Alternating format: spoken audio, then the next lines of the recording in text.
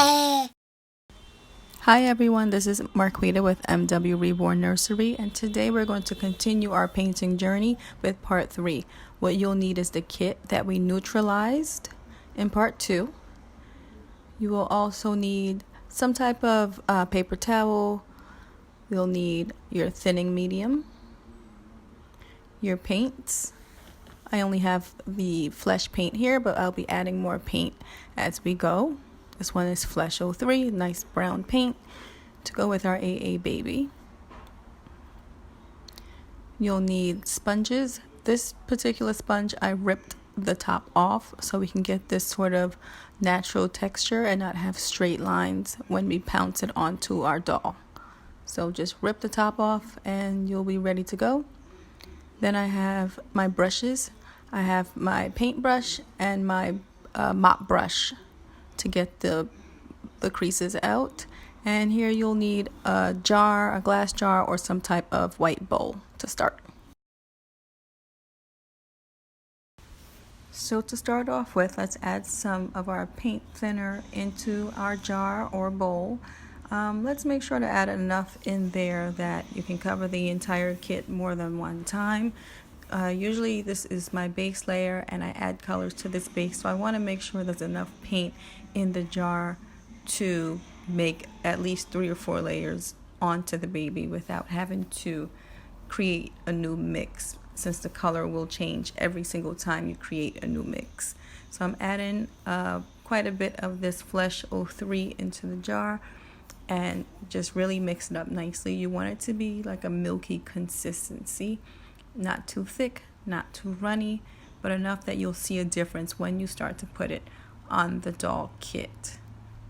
Here it is, showing how milky it is. I might add a little bit more to it just to get it a little thicker. It's a little runny right now, but a little goes a long way. So just add a little as you go, and if you feel you need it to be a little thicker, you can keep adding a little bit more at a time.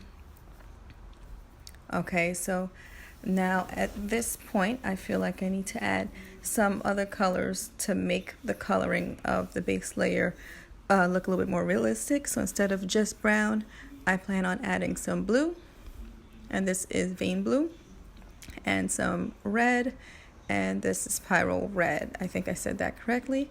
So I'm adding just a little bit, literally the tip of the paintbrush is going into this jar.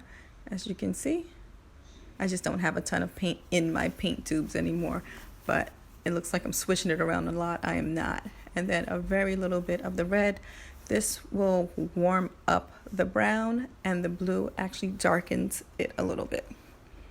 And when we start the first layer, we're going to paint the entire doll kit: the bottom of the feet, the palms of the hands, the lips, the fingernails, everything.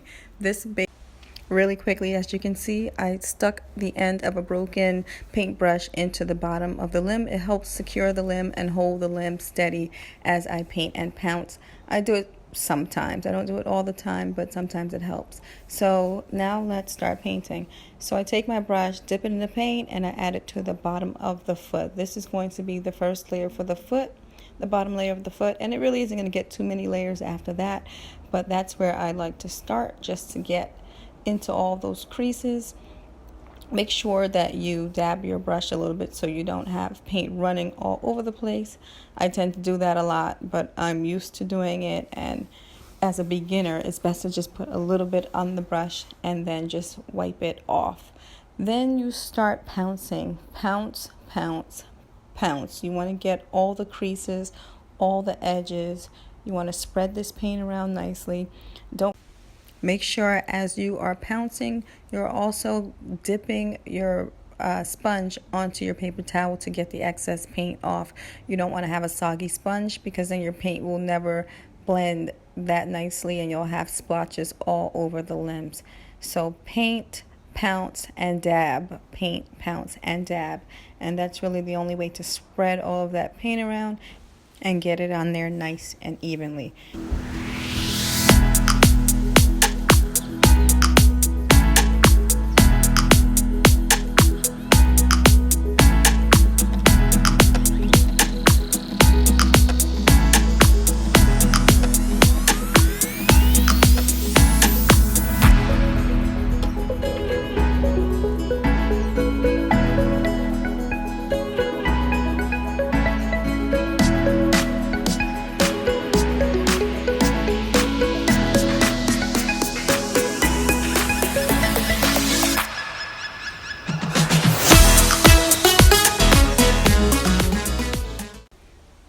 At this point, I'm done, and I'm going to grab my mop brush and get into all of the little creases and crevices where the paint has pulled up.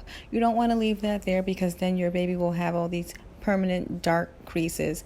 I don't like to do creasing until I'm further along in the painting, so in the meantime I don't want the paint pooling up in those areas. So take your mop brush and get between the toes, get the nails, get the creases in the ankles, any crease and crevice you can find.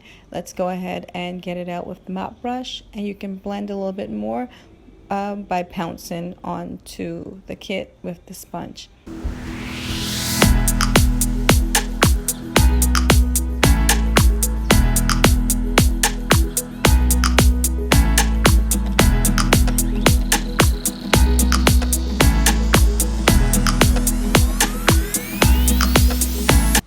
Now we're up to the fun part. Now we're going to start painting our skin layers. Yay! So now we want to not paint the bottom of the feet, the palm of the hands, and the lips or the fingernails. So let's take our brush and we're going to carefully put a line where the light part and the dark part of the baby's foot will change color. So if you do it really slowly, you'll get a nice light line. I like to go a little higher than where I want that line to be, because when I start pouncing, it definitely will go past that mark that I'm making. So if you do it really carefully, you'll start to see that you'll get this nice line of delineation, and we can start painting from there. Then you do the tops of the toes, the tops of the fingers, very carefully. Try not to get those nails, and then we start pouncing again. When you pounce, make sure you don't go past that line. Make sure you don't go on the bottom of the feet, and make sure you try not to touch those toenails and fingernails. And you should get a nice clean line there, and it will blend right in as you start pouncing.